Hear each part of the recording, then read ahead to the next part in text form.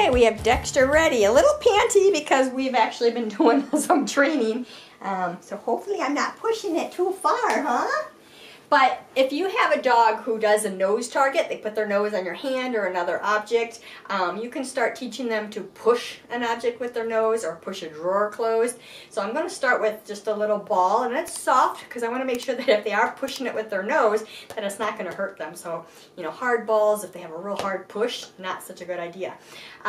Dexter's all paws, so he's one of the dogs that likes to do a lot of things with his paws. So I want to make sure that I'm actually going to hold this first. I'm not going to put it on the ground, even though in the end what I'd like him to do is push it with his nose when it's on the ground. You can even do the pins so they can push the ball and knock the pins over, which we do have. But at first I'm going to hold it in my hand so that hopefully I'm going to prevent that the foot. Now remember, and I can, if you remind me, I'll put a link in the description of teaching nose target. So if you haven't taught a nose target, you're going to want to do that first. So he has a nose target. So I'm going to, and I don't even say his word. So if I have a nose target and his word is push or touch or hit it with his nose, then I could add that cue. I don't. So his nose target is I present my hand. Yes. And then yes and treat. So that's about where our nose target is. So the cue for that is my hand, where you can get that onto a verbal cue where you say push, which is what I used for my golden retriever because it was push with his nose. So I had one cue, push, and that meant his nose. So push, his nose on my hand, push the ball, push the drawer closed. So it's not one word for my hand, one word for the ball, one word for the drawer. It's one word meaning push with your nose, whatever it is I'm showing you what to do. I haven't done that with him. I've only used just my hand. So, ready? So no verbal, in other words. So I'm just going to turn him around a little bit so that hopefully you can see the nose action. And again, he's a dog who offers things pretty easily, and I have done this a little bit with him, so he has done this. So I'm going to present the ball. Yes! And then yes and treat the nose going in.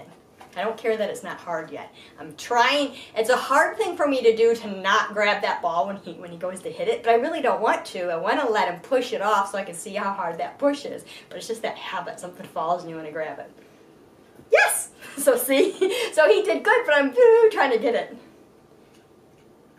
So, and I have done it on an object too, but now he doesn't have to do a sit. You don't have to have your dog do a sit. I'm just doing that with Dexter because for Dexter, it is kind of about slowing him down. So kind of getting him in a stationary position will help slow him down and think about things a little more.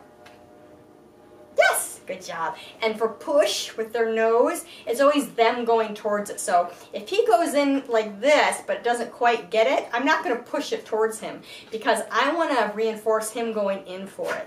If I missed it and he goes in and I don't do anything, it's like, okay, well then I want to take the ball away and present it again. I don't want the ball or my hand or whatever to go towards him because I want him to do that. Plus, a lot of dogs, if you start putting things towards them, they're going to back away from it. So, yes!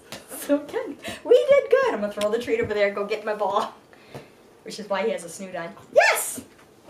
I didn't want the jump up. He did okay, but I want to present it lower. Yes!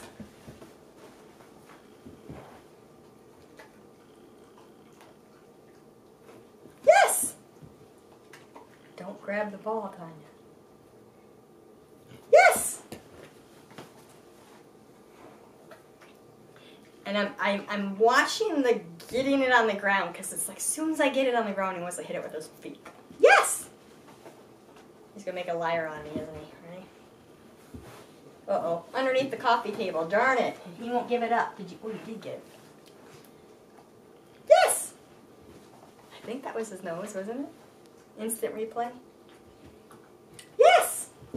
Now, I'm going to pick it back up because he sees the ball and he's going in with his nose, so he's doing it right. But if I want him to push that ball, like on the ground, I really want him to target underneath it. So I really want to go ahead and keep it in my hand so that I'm presenting it in such a way that his nose is starting to go underneath here. We're going to do just 1 or 2 more reps because he's getting tired. Yes! Throw the treat over there so we can restart. Yes! Good job. All right, we're going to call it an end. And then you want to make sure that when you're done, you pick up the object so you don't miss anything. Yeah, I know. You don't see it. Don't see it. So give it a try. See what happens. Post your videos. Post your photos. There he goes. He's going to go get it. And we'll see you soon. Silly monkey. Let me tell you a story about the baddest dog that ever was. Sneaking food from the fridge, tearing up the garbage. He's a goofy old Dexter the dog. He's a bad Dexter the dog, the baddest pup that there ever was.